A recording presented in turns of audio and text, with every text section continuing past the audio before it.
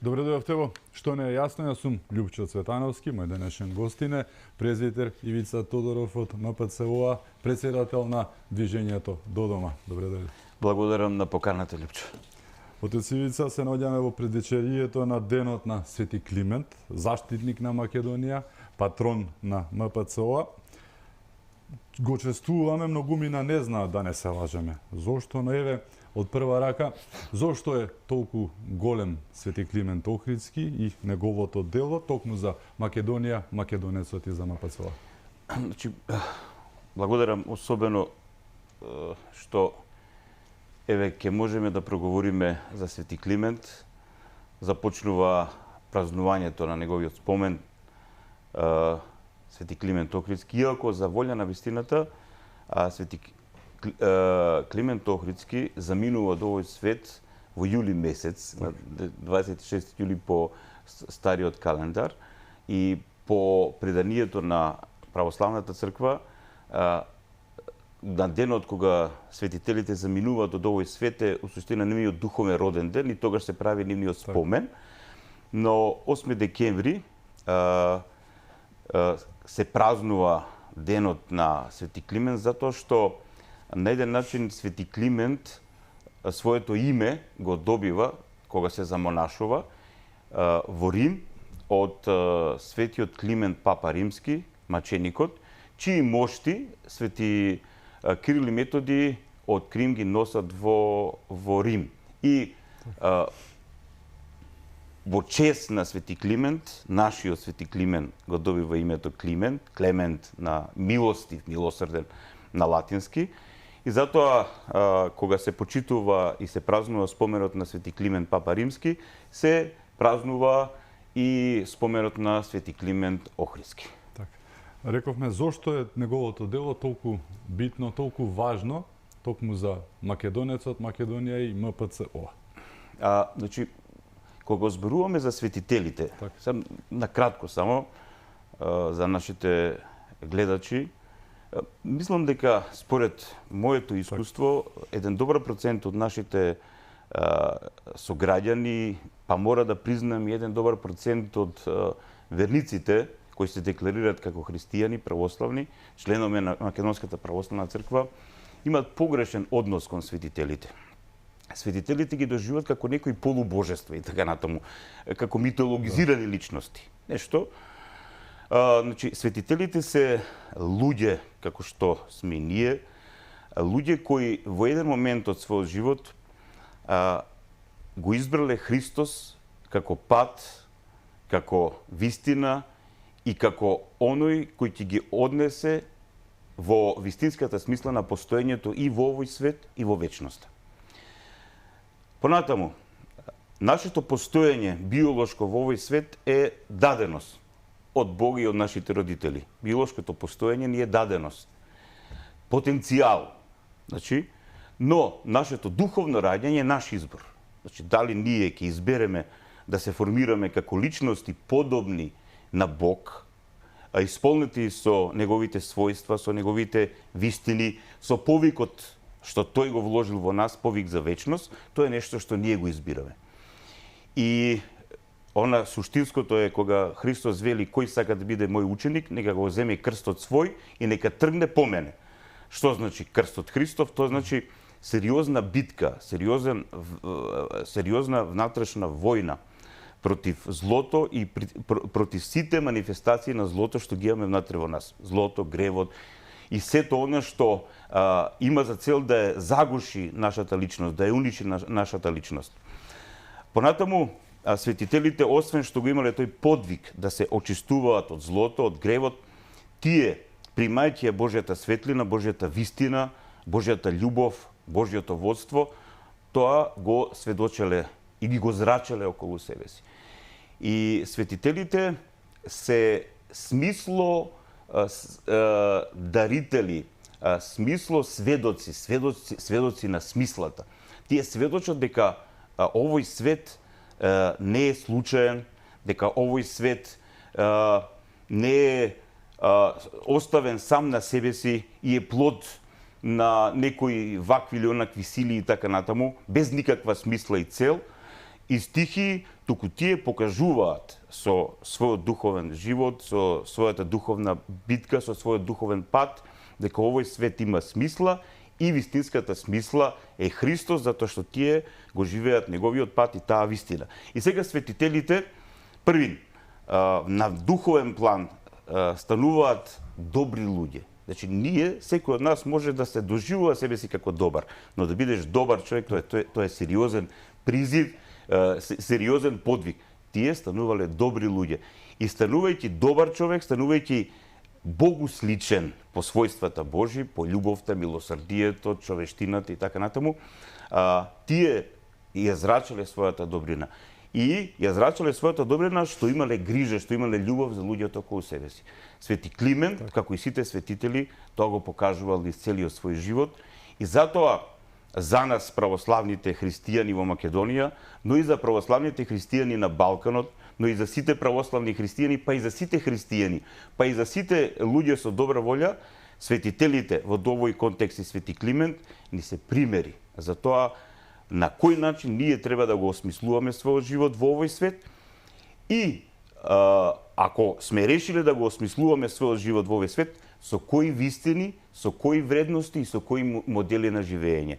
Свети Климент тоа го покажа во својот живот и на духовен план, затоа што постигна сериозна духовна височина и просветеност, но и со сета таа жртва што имаше за сите на кои го сведочеше Христовото Евангелие, вклучувајќи ги и македонските словени. Особено во рамките тамо на Кутничевице првин, а потоа и кога станува епископ словенски или прв епископ кој богослужил на словенски јазик во рамките на овој регион во тоа средновековие. Значи, Свети Климент е роден 840 година, иако со точност не може да се каже. Многу работев околу неговиот лик, се обидував многу кого што може да се дојде до некакви информации, но не може со сигурност да се посведочи неговото биолошко потекло. Значи, одиме по некоја аналогија дека тој е меѓу првите ученици на тогаш Константин и Методи. По логиката на нештото, тој е сигурно македонски словен, значи од овие простори. Но знаеме со сигурност дека 916 година заминува од овој свет и неговите мошти, неговото тело, неговите земни останки остануваат во Охрид. И дел од тие земни останки ден денеска, неговите мошти се во Охрид и ни сведочат за сето тоа што тој го направи во тело за нас, а сега како член на Небесната црква, тој длабоко верува во тоа, во силата на Светиот Дух, се моли заедно со останатите свети од овие простори, вклучувајќи ги неговиот духовен брат Свети Наум Охридски, се моли пред Сеинаце за духовно будење на луѓето на овие простори, конкретно во Македонија, затоа што духовната успаност води во неморалност. Неморалноста оди во апатичност, во безсмислие, а кога човек е апатичен, кога паѓа во состојба на безсмисленост и така натаму, кога нема вредности, тогаш силите и стихиите на овој свет си играат со него како што ќе посакаат. Затоа Свети Климент за мене и за сите оние што на вистински начин разбираат кои се светителите Божи, има сериозно значење. Не бадијала Свети Климент Охридски, токму Свети Климент Охридски е заштитник на македонскиот народ и патрон на МПЦ. Тоа не е јасно, затоа што тој е еден тоа многу често и од теолошки аспект го говорам. Што значи тоа заштитник? Може да ни биде пример. Пред Сеинац е заштитник наш на секој човечко битие е оно што ни го дал постоењето, тој Бог. Значи, да не го мешаме местото на светителите со местото на Бог. Светителите се луѓе како што сме ние, но тие во силата на Светиот Дух и како плод на својот сериозен подвиг станале богослични битија. Значи, слични на Бога, но не се Бог. тие станале пример за нас, но пред се и над се главата на црквата и вистината во својата полнота ја има оној кој од вечноста дојде во овој свет и ја прими својата човечка природа, тој е Месијата Христос. Тој е темелот на нашиот живот, тој е темелот на вистината, тој е темелот на нашата смисла и тој е темелот на нашата надеж. Да не ги бркаме тука работите, затоа што многу лесно Лјупчо се оди во идолопоклонство. Значи, јас сум го приметил и кај наши православни христијани, култна личност, да. Значи, само на Господа Бога поклонувај му се. Значи, ние се поклонуваме само на нашиот Творец. Што значи да му се поклонуваш на Бог? Тоа значи да го прифаќаш неговиот авторитет, неговата апсолутност и да прифаќаш дека животот е од него и он не одржува во живот, он ни дава смисла и не повикува за живот вече. Значи, само на Господа поклонуваме, а ние ги почитуваме неговите светии. Затоа што светиите, реков предмалку како луѓе, како што сме ние, покажа и докажа дека може да се следи Христос во овој свет и дека може да се оствари светост, односно да се оствари реализација на личноста, значи личноста да процвета, личноста да дојде до свое остварување во вистинска смисла на зборот, дури во овој и ваков свет. И тие се пример за тоа дека тоа е возможно и пример и мотив за сите оние кои сака да го следат Христос.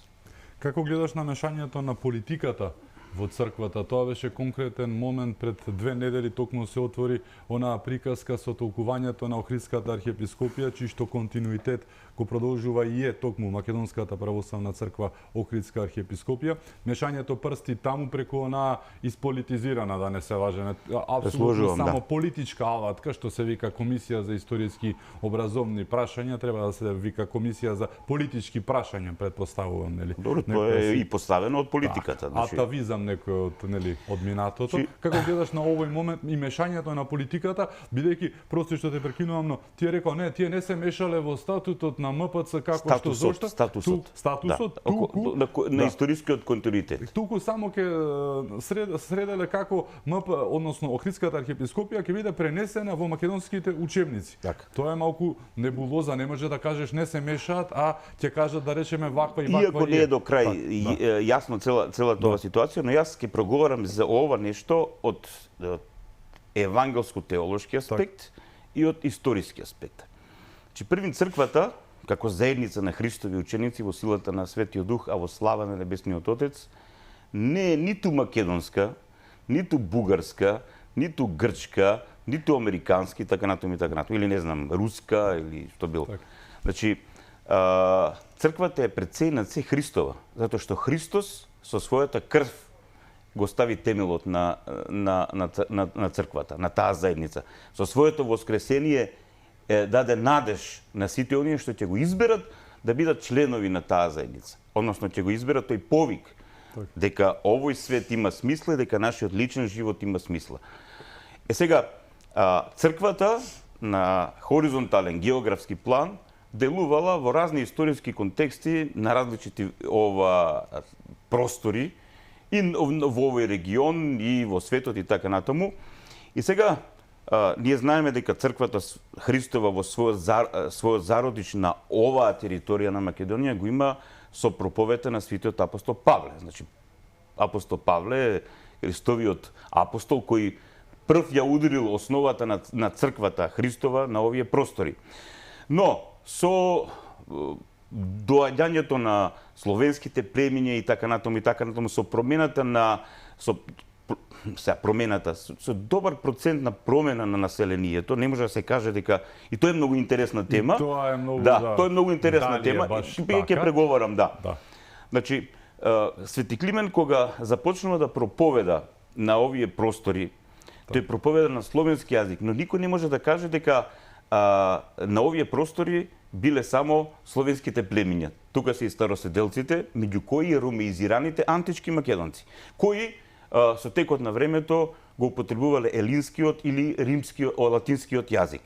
Но, како што во црквата влегува богослужбата на словенски јазик, така и освен словените на овие простори, словенскиот јазик го прифаќаат и останатите жители и полека македоно-словенскиот јазик или словенскиот јазик од ова подречје, од овие диалекти или конкретно оној јазик кој го формирале Свети Кирил и Методи. Солунскиот диалект. Да, со солунскиот диалект и така натаму, станува во црквата богослужбен јазик и тој почнува да има влијание во секојдневниот живот на населението на овие простори. Тие веќе стануваат членови на една црква, една вера имаат, христијански и така натаму, особено античките македонци кои биле ромизирани и христијазирани пред да дојдат словените, тие биле христијани, тука почнува едно мешавина и така натаму, и од други се разбира народи, и полека се формира она што денеска го имаме ние како македонски идентитет. Тоа е еден процес кој што е препознатлив кај сите народи. Освен еврејскиот народ кој што има таква историска промисла или план самиот Господ преку Авраам, Исак и така и Јаков Авраам, Исак и Јаков, значи да учествува во неговото формирање и така натаму. Другите народи полека се формираат, значи од племиња кои се одедно па после тоа се обединуваат и така натаму и полека се во 19-тиот век конкретно се формира и овој тип на доживување, нација и така натаму.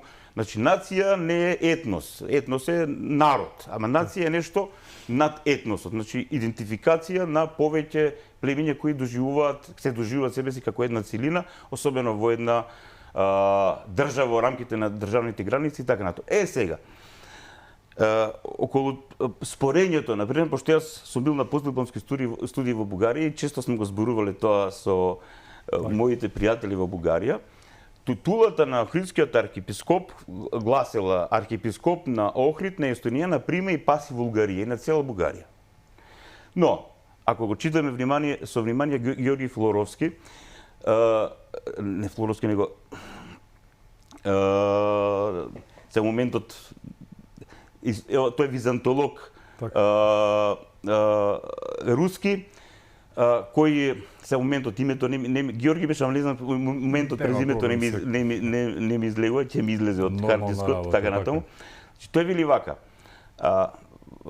во рамките на Источното Римско царство, тоа што ние го нарекуваме Византија и така натаму, или кај ромеите често ради своји политички цели ги менували имињата на темите. Темите се просто некоја територија. Например, во еден период Македонија, ова историска Македонија ние што знаеме, еден дел од Римската империја, таму пред Константинопол, се нарекува Македонија, од каде што е Василий I, Василий II, така, затоа македонци. Они се од таа тема таму, а овој дел тука, таа денешна, например, етничка Македонија, во незините етнички граници, со еден добар дел од Албанија и Србија и така натаму, со западниот дел од Бугарија, тоа било тема Бугарија, која немала врска со Првото бугарско царство, затоа што тие имале за цел, значи, именувајќи ги темите, да на еден начин да се намали идентификацијата на населението со своите претходни држави, наметнувајќи им еден свој ромејски глобализам. И сега, тоа тоа добро го знаат бугарските историчари и знаат дека кога пишува таму во титулата на архиепископот на Охридската архиепископија на цела Бугарија, дека тоа се подразбирала темата Бугарија, а не Првото бугарско царство или Второто бугарско царство и така натаму.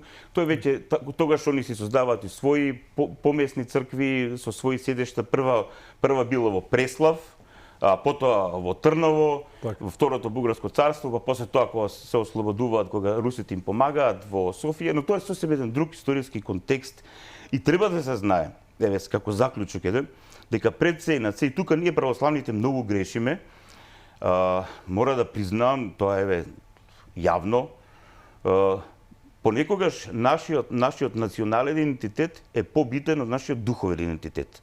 Јас не велам дека нашиот етнос, нашиот народен идентитет не треба да биде битен, но пред се и на се како христијанин, треба да имаме приоритет. Прво ни е битен духовниот идентитет, духовната припадност, а после тоа припадноста на народот од кој потекнуваме. Но за жал, поради многу нешта што се случувале на овие балкански простори, создавањето на национални држави овде на Балканот, се создаваат и национални цркви во рамките на националните држави. Националните цркви често политиката моментално ги користела и за национална пропаганда и така натаму. И ние гледаме дека особено Македонија е сериозна последица од тие разни црковни пропаганди и од аспект на Цариградската патриаршија и од аспект на бугарската екзархија во 19 век, од српската црква и така натаму и така натаму. Сега не случајно сите македонски дејци кога говореле за возродувањето на овој идентитет македонски, тие секогаш говореле за тоа дека темелот, духовниот темел на овој народ треба да биде врз Охридската архиепископија, затоа што Охридската архиепископија, денешна Македонска православна црква и така натаму, е всушност изворната заедница, духовна заедница од која е изнедрен овој народ. А темелот на Охридската архиепископија, значи, освен кај апостол Павле, од првата проповед, е и од Свети Климент и од Свети Наум. Затоа што Свети Климент го удира темелот на таа заедница, која после полека прераснува во цела една помесна црква. И ние ја знаеме првин како Охридска архиепископија. Тоа е плод на неговото дело. И сега ние како македонци и како православни христијани својот идентитет го црпиме конкретно и од неговото дело. Затоа што тој нашите предци ги вовел во христијанството, им го сведочил христијанството и преку просветувањето и на интелектуален план, што се вика, и на научен план, и на духовен план, полека се формира овој идентитет. И затоа нас ни е битно и нашата црква, како помесна црква, но не да велиме со ова е наша црква, значи црквата е Христова и ние, особено сега со добивањето на автокефалноста, ние сме членови на едната света соборна апостолска црква, особено со решавање на расколот. Ние денеска сме едно со целиот православен свет и јас многу често велам, ние македонците, затоа што имаме таква душа, имаме една широчина, имаме сериозен потенцијал. Мене многу ми е жал што не се работи на тоа, но ние, православните христијани во Македонија, навистина може да им посведочиме на нашите православни браќа што значи на вистински начин да се љуби во Христос и да се бориме за тоа црковно единство, без разлика кој од која помесна црква доаѓа и така натаму. Да сведочиме дека сите сме ние едно во Христос и дека сите имаме грижа еден за друг. Тоа често им го зборувам и на моите пријатели, не ти дозволувам да ми поставиш прашање. Не, тоа. На моите пријатели од Бугарија, велам вака, кога говориме за Свети Климент. И често ќе се отвори темата Чифе нашли, велам вака. Не може да биде нивни вака, сега. значи, да не се лажеме. Јас сум велам вака. Професор сум по македонски процес, што те прекинувам, значи Климент е тотално апсолутно се што може да биде освен не бугарин. Тој не бугарин во она смисла не. Нема во Бугарија. Да. Глаголицата, првата и основна работа, тој е заштитник на делото на своите учители Кирил и Методи. Тој ја практикува глаголицата, глаголицата нема во Бугарија. Тука завршува приказка. Но мора да расчистиме некои работи. Знаеш кој го праќа тука? Во Кутничи. Знаеш и зошто го праќа? Не, јасно ми. Зошто тоа разборуваме, да. Значи јас вака сега историски личноста на Борис I покрстителот, кнезот и така натаму е личност која е навистина за пример. Ја многу често кога говорам, Георги Димитров, тој е големина. Значи човекот Борис бил протоболгарин. Значи тој бил од оние протобугарите кои немале врска со славјанството. Значи тие говореле на турски дијалект. Турко-монгол. Не, монголите се сосем друг народ со своја според класификацијата историска, нема врска. Не е битното, тоа е друга тема. И кога доаѓаат од Моравија Климент и Наум и Ангелари, значи Борис ги прима прво во Плиска, тоа е старата престолнина на тогашната бугарска феудална држава. Но многу интересно, Борис бил човек со сериозна визија, која денеска немаат за жал и македонските и бугарските политичари. Тој сака да создаде славјанска христијанска империја налик на ромеите. И тој, затоа што славјаните во најголем процент биле жители на таа тогашна средновековна бугарска феудална држава.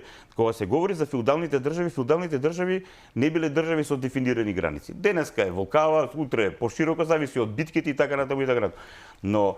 Но Борис имал сериозна визија, тој се надминал себе си. И дури затоа неговите протобугарите дигат востание против него, но тоа е на друга тема, можеш да повикаш некој да проговорат за тие нешта.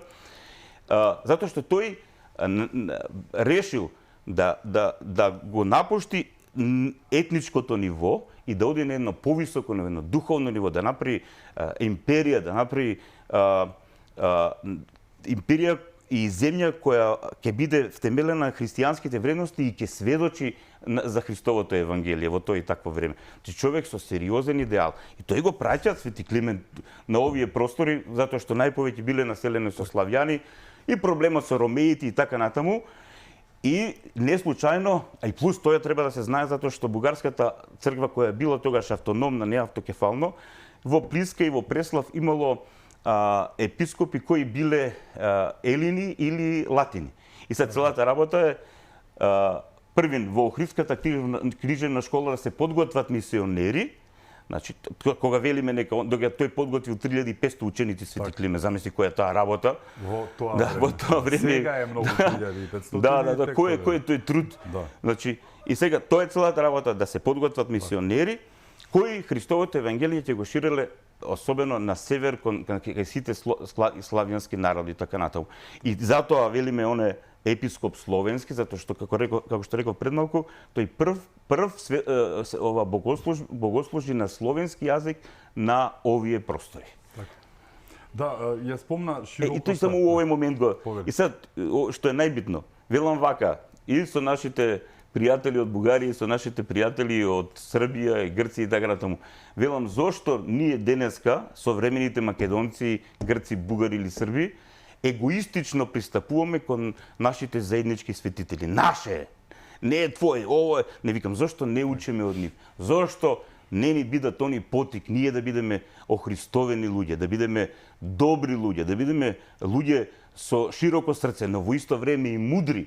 Во ова и вакво време, особено во ова и вакво време, народи кои се толку блиски, како што на пример е македонскиот и бугарскиот и српскиот и грчкиот, имаат иста, па еден добар процент и од албанците. Значи, да не е политиката, треба да се интегрираш, пошто ние гледаме дека целата работа е, ако не се интегрираш, ако не бидеш умен, ако не си мудар, ако не знаеш да се организираш, ќе те организира некој друг. Но ако те организира некој друг, тој ќе те организира врз основа на своји вредности и своји интереси. И затоа денеска скоро сите балкански народи се незадоволни, ние гледаме и се несретни. Зошто се несретни? Затоа што тие сериозно се откажуваат и од Бог, и од неговите вредности, и од оние што треба да ни бидат наши вистински примери. Ако светителите, конкретно Свети Климент, ни е наш вистински пример, јас длабоко верувам дека еве конкретно со нашите браќа од Бугарија ќе го решевме проблемот за половина саат. Така, но знаеш, една работа што ја спомна, тоа се вика широкоста на македонската душа, која што е фактно честопати тоа не е плюс, туку е минус. Зошто? Затоа што ние целата наша историја е почнувајќи од 45-та, од кога имаме држава. Ние никогаш не сме се фаќале, а единствени сме кои што сме можеле со право да речеме дека и Свети Кирил, и Свети Методи, и Свети Климент, и Свети Наум се македонци, затоа што се од таму каде што се не се сега дозволи ми ти на мен. Затоа што доаѓаат од таму каде што доаѓаат од Солун, особено браќата Свети Кирил и Методи, каде што немало други освен македонци и тие го знаеле јазикот не се. Но ние не го велиме тоа, исто како што за многу работи не велиме така. Ние не сме го велеле. Учев и старословенски, не постои тоа. Ние се оградуваме, тие се словенски така. Но затоа имаме една бугарска држава која што 24-ти, односно нели, Како го слави? Како ден на бугарската азбука. Бугарската азбука не им може се да биде смеат, глаголица. им се смеат. Ама да, ама еве тоа е го прават пропаганда. тоа. И ние не смееме против тоа да останеме. Ама нели? сите словенски христијански народи им се Така, смеат. знам. Знаеш како изреагира И честите и словаците така кои што не па и русите спасија исто од така. претходниот француски предлог беше друг, нели? Секој Така, човек кој сериозно да. познава историјата, случувајќи ни нас македонците, сериозно и објективно, знае во средновековието како луѓето се доживувале себе на етнички план. Тоа не им било битно. Значи, тоа е било секундарно. Да, како племе, да. Но да ние од овој аспект, од 21 век, кога е постојат национални држави и така натаму, проектираме што они доживувале во 10 век, 9 или 11 век. Да, но да не ни чепкаат таму, ние не велиме. Ама целата работа е, еве на пример Тоа околу напредува. еве јас прочитав еден прекрасен текст, еден англиски историчар го отвара прашањето конкретно со Преспанскиот договор и така натаму, по која логика современите грци да можат да имат монопол над античка Македонија, при што современите македонци да немат никаков удел во тоа. Ако ние сериозно знаеме на која територија се развила ова античка Македонија и така натаму, како и од каде дошле современите грци на оваа територија денеска, значи тоа се објективни факти. Во најголем процент, значи тие доаѓаат од Анадолија после грчко-турската војна, кога грците губат и така натаму. И еден огромен процент од нашето население е прво избркано тамо, има соразмена на населението меѓу Бугарија и Грција, а потоа и после несреќната граѓанска војна, кај што македонците залетани од сталинистичко-комунистичката пропаганда влегува во една приказка крајно како да кажам, с лоша трговија, не проценија добро и грците го искористија тоа да го направат геноцидот во најголем процент. Сега што се случува? Значи, нигде на планета Земја нема чист народ. Значи тоа што значи тоа? Значи тоа нема, тоа постои. Сите ние сите на еден генетски смешани, тоа е веќе и докажано и така натаму. Значи и мене како современ македонец не ми е проблем. Не ми е проблем да ја споделувам историјата на античка Македонија со современите грци и тоа да ни биде не заедничка како оваа. Не заедничка, не, споделување. Тоа ова заедно вели дека најголем дел од гените на старите македонци се кај нас. Тоа го потврди и новите истражувања го потврди се што да правиме и тоа е факт и не може да биде поинаку. Но тоа се факти и треба време. Се треба време. Значи целата приказка е, ние немаме проблем да споделиме. Ние немаме тој оној Соломоновиот момент со двете мајки, со една лажна и така натаму. И кога вика чега се, ќе го исечам делото на половина, детето на половина, па ќе видиме, ќе бидете задоволни и двете. Лажната мајка рекла нема проблеми, вистинската вика дај го на другата. И така натаму. Значи ние македонците немаме проблем да споделуваме. Еве проблемот на пример и со 16-кракото сонце. Што го од Ајга, од Виргина. Со вртењето на образот. По која логика современите грци тоа ни го забрануваат нас на современите македонци? Нема проблем, за мене не е проблем, нека го користат они. И они го користат така бело на сина основа, ние го користиме и нема проблеми. Нема проблем. И нека биде тоа нешто што ќе не спојува. Но зашто сега некој да ми забранува и на врз основа на што да ми забранува? Кога тоа е нешто што ние го споделуваме заедно, затоа што на овие простори македонски на еден куп други места е пронајдено 16-кракото сонце. И по која логика они да држат монопол? И сега, и тој битен момент е што, зошто па тој символ, современите македонци го доживуваат силно. Зошто е многу интересно. Карл Густав Јунг има цела едно истражување околу символите. Символите не се играчка. Символите се длабоко поврзани со нашето подсвесно, со гените и така натаму. И ти, значи, кога доживуваш некој символ, ти се идентификуваш со тој символ, затоа што тој символ отвора во тебе енергија, доживува, отвора состојба на себе доживување, на експресија и така натаму и така натаму. Например, ние христијаните доживуваме крстот кога гледаме и тој кога гледаш тој символ, кај нас тоа се рефлектира на еден начин, например, еден муслиман кога гледа крст, тоа го доживува на друг начин. И така тоа се формира со векови. И сега ние кога го гледаме 16-кракото сонце, секаде го ставаме, македонецот нема, значи не му е натурено тоа. Значи еве денеска сега македонците си купуваат знаме со 16-кракото сонце и го ставаат сега, после пошто не можеме официјално, го ставаме по дворови, на балкони и така натаму. Пак кога ќе помине целата оваа работа, длабоко верувам, Лјупчо, длабоко верувам затоа што имам се уште надеж на тоа дека тие духовни корени што ги имаме ние и со современите грци, елини, и со современите бугари и така натаму, особено со Бугарија. Тие сме Един народ нема да имав една средба и имавме една вечера убава, пријателска, се мора да признам. И сега еден мој пријател вика, аз дигам тази чаша, един народ, две држави. Ја викам, точно е така, верно е, викам, един народ, две држави, македонците во Бугарија и македонците во Македонија. Затоа што викам македонците во Бугарија, кои можеби денеска се декларираат и многумина се декларираат како бугари, што они подразбираат по тоа, тоа е друга тема и така натаму како се прави идентификацијата кај луѓето, тоа е нешто за кое може одделно да зборуваме, но мора да се признае дека со еден огромен процент од населението во Бугарија и огромен процент, до 80% од населението во Македонија, ние имаме исти корен. Имаме славо-македонски или македонски-словенски христијански корен. И што е најинтересно, во 19-тиот век, многу интересно треба да знаеш за тој момент, сигурно си го истражувал, кога се употребувал етнонимот бугарин во 19-тиот век, под тој етноним не се подразбирале протобулгарите, значи, се подразбирал славјанин кој говори славјански јазик и е православен христијанин. И затоа многу лесно, кога доаѓа бугарската екзархија или српската црква и така натаму, нашите се отвараат и за бугарската црква и за српската црква, затоа што говорат на еден исти јазик и имат еден ист менталитет. Потешко е со фанариотите, пошто негативни конотации зборот и се, но ќе оставиме денеска тоа станува, денеска тоа го злоупотребуваат, например кога некои наши преродбеници го употребувале тој термин. Ја им кажам отворено, кога го употребувале тој термин, што подразбирале по тој термин? Тој исто како Борис Покрстителот, тој бил кан, не бил кнез, но тој бил умен човек.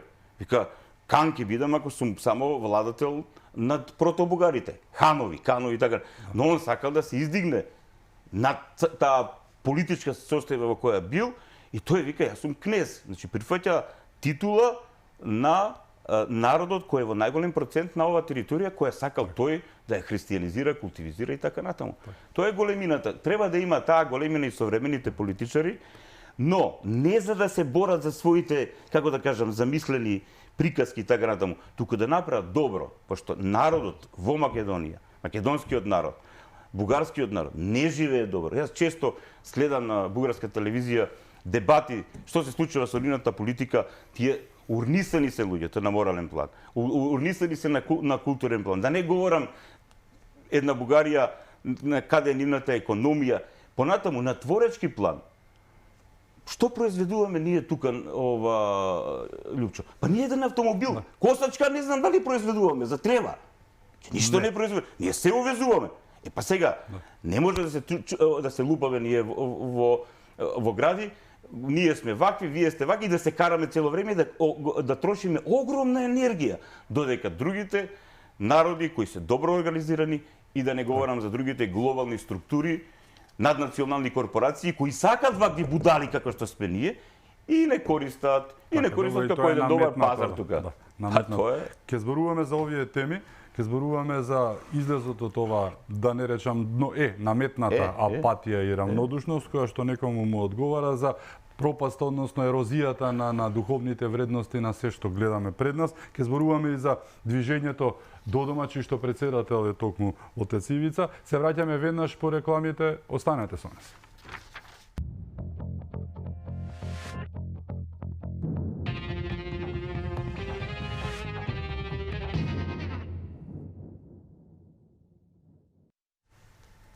Се враќаме во Што не е јасно, наш гостин е презвител Ивица Тодоров од МПЦ.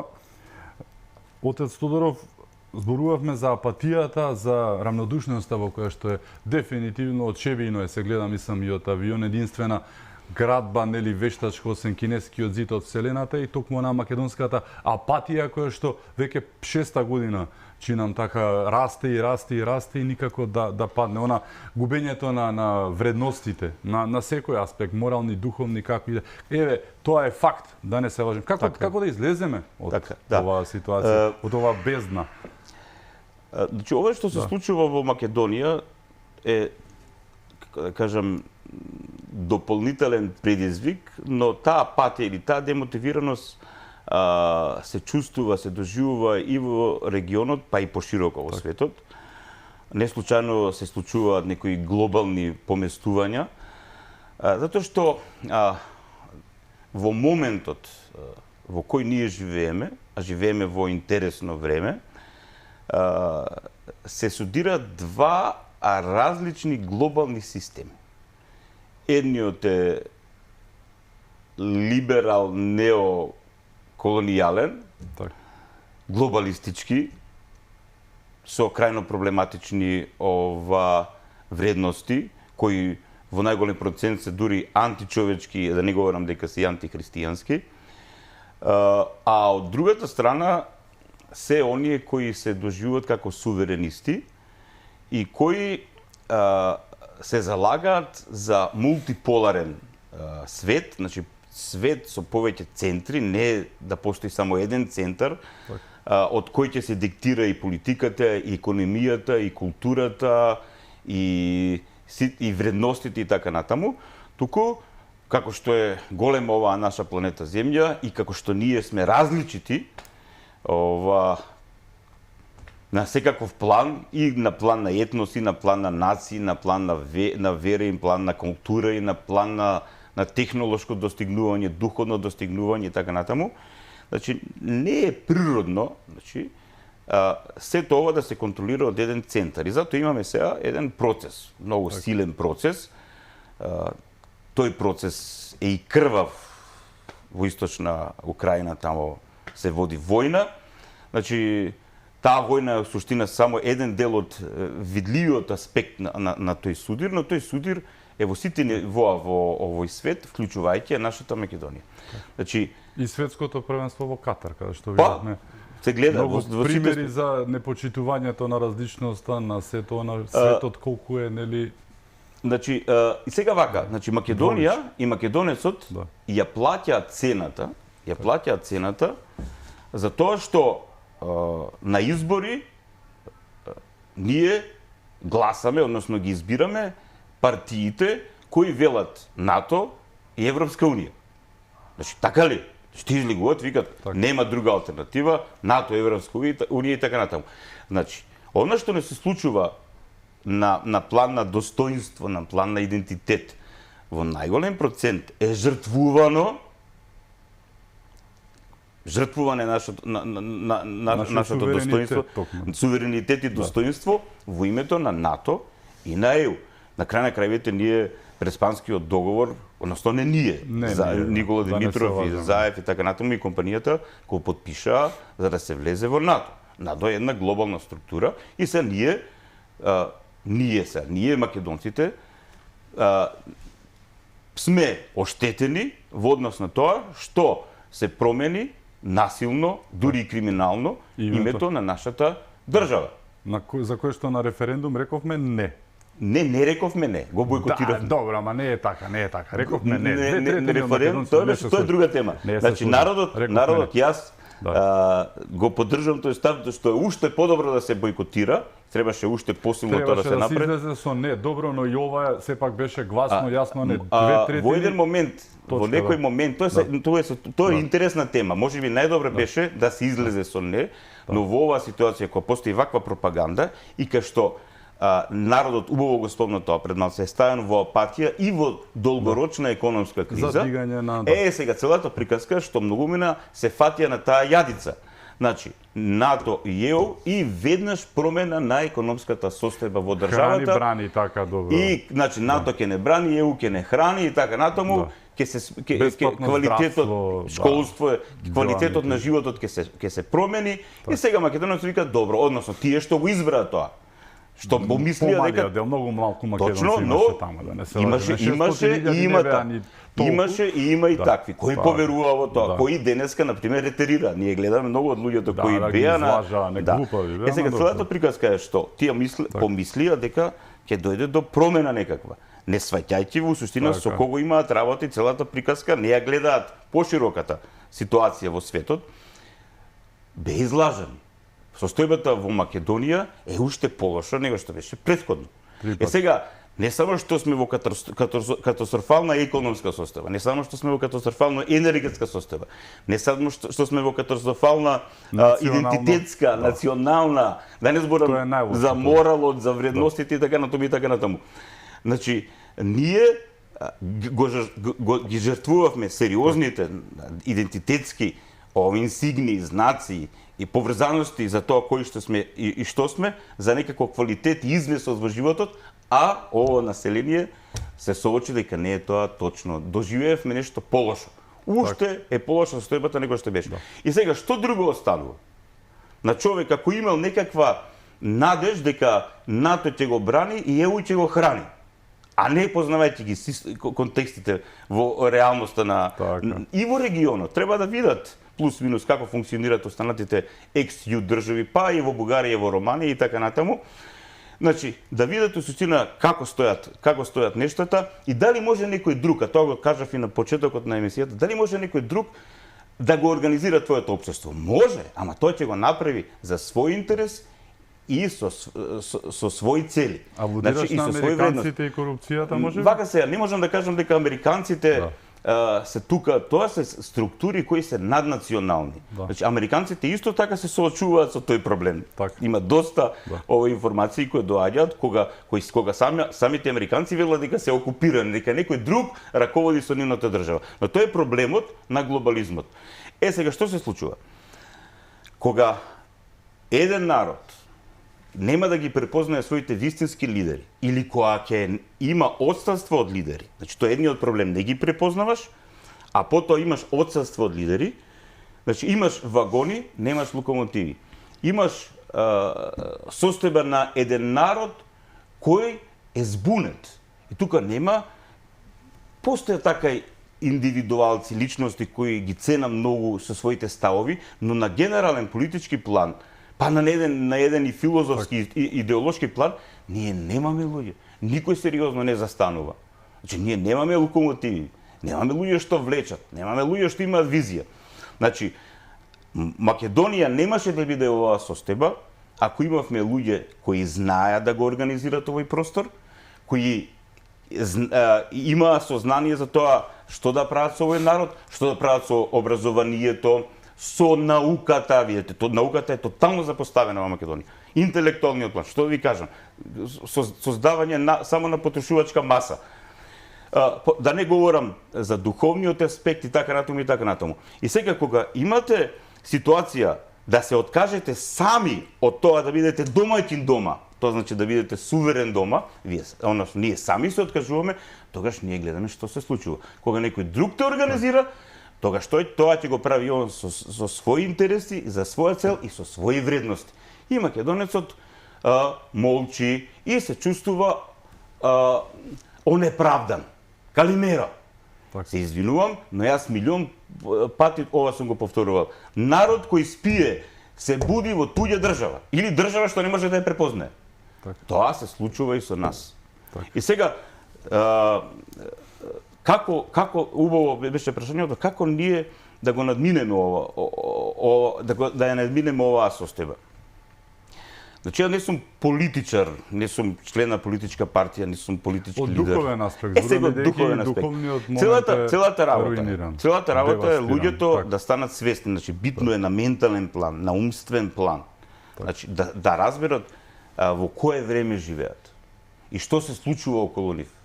Значи што се случува околу нив. Понатаму да разберат дека тие се домаќини и дека тие треба да се организираат. Значи, еден од сериозните недостатоци на македонскиот народ е неосетот за организација. Помалку да видат на Facebook, сакаш да кажеш? Не на Facebook, може да видат и Facebook помага, не е проблем. Значи целата работа. Значи Народот во овој период е најдобро, значи тука е црквата примарно, но мора да признам дека и ние како Македонска православна црква Охридска архиепископија не доволно учествуваме да помогнеме во целиот овој процес, дури има и луѓе кои и одмогнуваат, но тоа е друга тема. Целата работа е, значи, луѓето да бидат свесни во кој историски момент живеат и понатаму, вториот момент е да не бидат наивни и да ја разберат реалноста во која се наоѓаат. И разбирајќи реалноста во која се наоѓаат, да сватат дека нашите предци, нашите македонци во вековите преживувале со векови во разни империи, историски контексти, затоа што биле домаќини, затоа што пред сена се грижале за своето семејство. Семејството било светост кај македонецот. Зачувувајќи го семејството, инвестирајќи на вистински начин во децата, на образовен план, на духовен план, со вистинско воспитание, тогаш ти поттикнуваш процес на формирање на добри, способни личности кои ќе можат да бидат локомотиви и кои овој народ полека ќе го излекуваат од оваа состојба во која се наоѓаме. Значи, иднината, ако ние ја гледаме иднината подобра од сегашноста, но еднината започнува сега. Ние не можеме да чекаме некој друг да го направи тоа за нас. Започнува вчера, така требаше да почне вчера. Вчера. Битно е да сватиме дека сега е моментот. Значи, секој од нас треба да биде домаќин. Првин, да биде расчистен со себе си што сака во овој свети век и во својот живот, и да расчисти кои вредности ќе ги прифати. Затоа го спомнавме Свети Климент како пример. Значи, Свети Климент и светителите се примери за тоа дека Христовото евангелие, Христовата вистина е единствената вистина, односно вистинската вистина која ни овозможува да ја најдеме вистинската смисла на нашето постоење во овој свет. Да ги разбереме вистинските вредности кои го осмислуваат и му дават вредност на нашето живење и да ги пронајдеме вистинските модели на однесување. Пошто ние гледаме денеска нашиот народ е збунат. Кај нашиот народ имаме мешавање на неколку идеолошки модели. Остатоци од патриархалниот модел, нејасен, они го нарекуваат христијански, но тоа не е баш христијански. Остатоци од социјалистичкиот начин модел на однесување, транзицијскиот, но ние сето тоа го поминавме. Но ние треба да најдеме модел сега за ова време. Како да се организираме во ова време. И колку побрзо најдеме модел. А според мене моделот е на овој начин. Луѓе кои се блиски по дух и по вредности, да се организираат помеѓу себе си. Еве, јас ќе ви кажам пример. Цените порасна, нели, на немирниците. Но што се случува? Еве го користиме и Facebook, ни ги користиме и нашите врски и така натаму, познанства. И сега за сирење, за млеко, за сурутко, за патлиџани, еден со друг. Значи, кога државата дига раце од тебе, кога државата народот се организира тогаш ќе се организираш и полека народот кога ќе се организира и кога ќе дојде до повисока свесност за себе си, и свесност дека ние не сме само себичњаци и саможивници тука, туку зависиме еден од друг. Значи, еден од друг зависиме. И особено ако ја разбереме силата на добрината што зрачи од Христовото евангелие, тогаш ние чувствуваме сериозна радост кога му помагаме на другиот, на нашиот ближен. Без разлика дали тој е македонец, албанец, роми, не е битно. Значи, ние како нација работиме да бидеме посилна, поорганизирана нација која има плодови, нација која зрачи, нација која е сонце. А ти ако не си организиран, кога немаш локомотиви, кога имаш демотивиран народ, кога најумните луѓе, најинтелектуалните луѓе, способните луѓе, најкадрите луѓе ти бегаат од тука, што останува? Така. Добро, и да се излезе малку од лагодноста, нели, лезето што би рекле, односно кога се молиш веќе на дожд, па да бидеш и подготвен на малку кал, нели, целата таа приказка. Но еве, ти работиш на тој план и поинаку, зборуваме за движењето дома. До дома. Движење за организирана духовна обнова на Македонија. До дома, кое што трае, чинам 18 години, односно, еве, полнолетни сте, стекнавте полнолетно, што се случи си во овие години и одите ли напред или стагнирате? Одиме напред. Тоа што се подразбира под напред, Значи се поеќе напредуваме во осознавање на организираноста. Учите во превод, да. Да. Значи, тој принцип на заедништво, значи, што недостатува кај македонецот. Значи, огромен процент од македонците денеска немаат почит, немаат доверба. Затоа немаат почит, затоа што немаат доверба, затоа што се чувствуваат излажени. Многумина ги излажа на многу начини. И сега што се случува? За да повторно се актуализира таа духовна енергија кај еден народ, треба првин да му се поврати довербата. Сега, таа доверба се повратува само ако сериозно, одговорно му пристапуваш на народот, на секој човек, со крајна одговорност и крајно морално. Значи, без никаква задна мисла, без никаква манипулација. Кога тој човек ќе почувствува дека ти се жртвуваш за него. Тоа е христијанскиот принцип. Исто тоа како што го правил Свети Климент. Значи, кога се жртвуваш за секој човек, кога тој човек ќе почувствува дека секој член од тоа заедништво му мисли добро и е подготвен да се жртвува за него, да му помогне и така натаму и така натаму. И тогаш таа енергија што се буди кај луѓе што стекнале доверба, станува се посилна и посилна. И така како силен и љубовен магнет се шири и кај останатите луѓе. Сега, тука, освен тоа заедништво е заедничкото споделување на информации, на сознанија. Значи, се собираме, разговараме, споделуваме. Значи, тоа е многу битно. Човек да не остане сам. Во ова време, човек ако остане сам, пред телевизорот и пред социјалните мрежи и така натаму, ако нема луѓе со кои може сериозно да сподели, тогаш тој човек е готов. Значи тој е веќе роб или со зацементиран ум, или крајно демотивиран, незаинтересиран човек. Сега целата работа е значи градење на заедништво, споделување, помагање, заедничка молитва, заедничко учество на литургија, заедничко сведоштво, заедничко помагање на нашите, например, ние говориме сериозно за семејни вредности. Значи борба за христијанското македонско семејство. Значи ние гледаме во какво искушение е современото семејство денеска. Значи ние мора во ова и вакво време на нашите млади христијани македонци кои влегле во брак, да им помогнеме да разберат како треба да си го организират својот брачен живот во ова и вакво време. Како да си помагаме еден со друг. На кој начин, кога некој ќе падне во искушение, да му помогнеме и тоа искушение на било кој план, од морален до материјален и така натаму и така натаму. И сега, да завршим, излеќе треба да завршиме со мисијата. Значи, целата работа е кога се активира довербата, кога се гради заедништвото, кога се доживува заедничка цел, кога се активира таа љубовна енергија, тогаш почнува да се лекува и умот и срцето и почнуваат луѓето да се отвараат еден за друг и тогаш на друг начин се доживува и својот народ, на друг начин се доживува и својата црква и својата држава. Тогаш се внесува една друга енергија, една здрава визија и на тоа работи до дома. Движење за организирана духовна обнова на Македонија. Се во слава на Бога и за доброто на неговата црква, и за доброто на македонскиот народ и македонската држава, но и за доброто на сите оние што живеат заедно со нас и во Македонија и во овој регион.